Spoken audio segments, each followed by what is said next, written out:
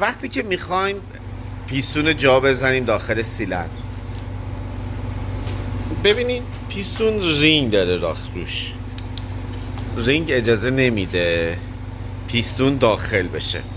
برای اینکه پیستون رو نصب کنیم میایم از این ابزار استفاده میکنیم، رینگ جمع کن.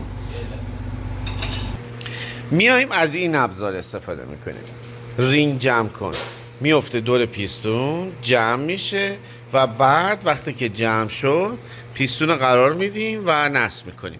کار یکم سخت هستش و زمانبر و احتمال آسیب هست، آسیب ضربات مجبوریم بزنیم رو پیستون. البته با دست لاستیکی یا چوبی میزنیم، اما با اون همه احتمال آسیب خیلی کمی هست.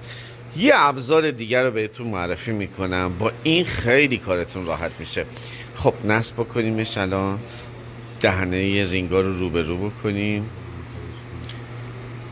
حسابی روغن کاری باید بشه قطعه. تمام قطعات رو باید حسابی روغن کاری بکنید، اصلا خساست نباید به خرج داد توی این یه زمینه. خب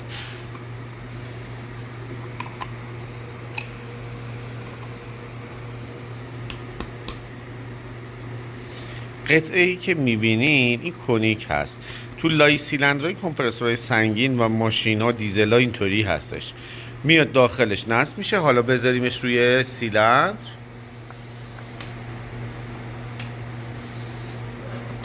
به راحتی نصب میشه. اینطوری خیلی راحت میتونید مجموعه شاتون پیستون و رینگ و گجنگ پین رو نصب بکنید.